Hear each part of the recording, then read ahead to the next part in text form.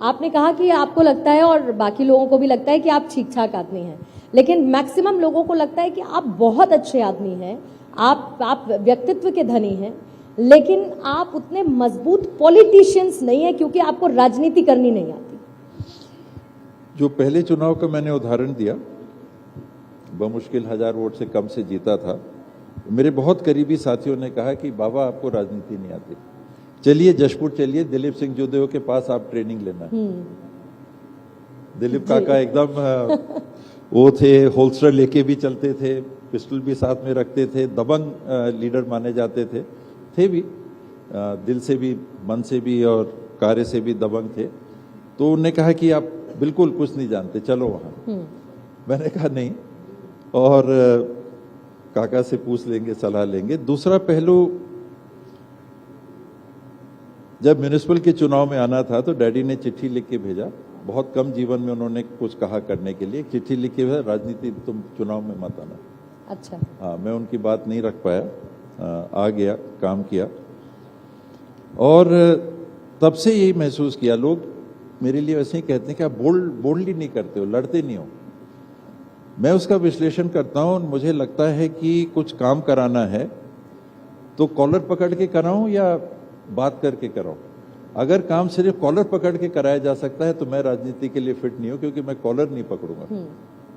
मैं गरिया के या वैसे हावी होके अग्रेसिव अप्रोच के साथ आप जरूरत नहीं महसूस होती, क्योंकि काम ऐसे भी हो सकते हैं और होते हैं और हुए हैं, लगातार होते हैं। लेकिन कई काम ऐसे हैं टीएस सिंहदेव सर जो बात करने से नहीं हुई, ऐसे कभी बहुत कभी गलती हो जाती है मुझसे। कभी आपको ख्याल आया कि मुझे कॉलर ही मैं पकड़ लेता तो बढ़िया रहता?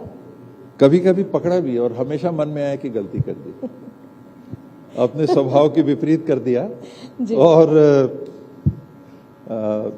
मेरे को नहीं करना था। 1-2 मौके आए ऐसे, मुझे लगता है कि उसकी जरूरत नहीं थी। मैं अपने आप को कंट्रोल नहीं कर पाए, जिसको कहते हैं गुस्सा आ जाता है तो कभी कर दिया, तो कमजोरी है, आवश्यकता नहीं है, उसकी जरूरत नहीं है। लोग अगर आपका साथ दे रहे हैं तो कॉलर पकड़ने की क्या जरूरत? आप इसी तरह के हो, सॉफ्ट माने जाते हो, पर लोग मौका दे रहे हैं काम करने का, साथ खड़े हैं आपके। मम्मी डैडी नहीं पॉलिटिक्स में रहे, जोगी जी उस समय चीफ मिनिस्टर थे, डैडी का डेथ हुआ था, 13 के बाद उन्होंने एक प्रेस कॉन्फ्रेंस ली, और उस प्रेस कॉन्फ्रेंस में कुछ ऐसी बात आई कि अब हम लोग फ्यूडल बैकग्राउंड से भी हैं कि पैलेस की दीवारें गिर रही हैं, अब नया सब चीज चालू होगा। शायद आप शाही परिवार से हैं, उसका भी असर आपके व्यक्तित्व पर है। उसमें तो कई चीजें आती हैं। जी। तो ये 2001 की बात है, और मम्मी ने भी एक तरह से रिटायरमेंट ले लिया था कि अब पॉलिटिक्स में करना है तो तुम लोग करो। 15 साल तक बीजेपी रही, 3 साल तक जोगी जी थे, तो उस समय भी एक तरह से हम लोग हाशिए पे ही थे, पर कैसे टिके रहे? लोगों का साथ अगर नहीं मिलता कि ये तो कमजोर आदमी हमारे लिए क्या करेगा, ये तो बोल ही नहीं सकता है, लड़ ही नहीं सकता है, तो हमारे लिए क्या करेगा, इसको हम पब्लिक लाइफ में क्यों सपोर्ट करें? लेकिन लोगों ने किया।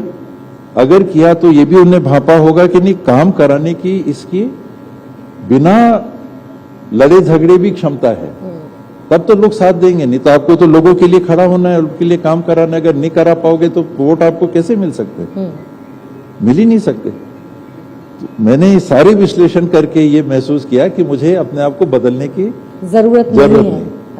इसीलिए आप वैसी ही राजनीति जैसे आप पहले करते थे वैसे ही राजनीति आप करते हैं। और इस बार कांग्रेस 75 पार का नारा दे रही है, क्योंकि पिछली बार बड़ी सफलता मिली 2018 में, लेकिन बीजेपी तैयार है। अगर इस बार कांग्रेस जीतती है तो चेहरा कौन होगा कांग्रेस की तरफ से सीएम पद के लिए? मैंने उस वक्त वो सवाल नहीं पूछा, लेकिन क्या आगे का कोई वायदा टीएस सिंहदेव के लिए किया गया? नहीं, कोई वायदा नहीं। उप मुख्यमंत्री तक वाली बात थी, और संभावनाएं अलग हैं, वो हमेशा बनी रहती है जी। ये 28 जून वाली जो बैठक थी दिल्ली में, 24 अकबर रोड वाली बैठक जो थी, उसमें जो सार है, मीटिंग की बात है तो मैं डिटेल में तो नहीं कह पाऊंगा।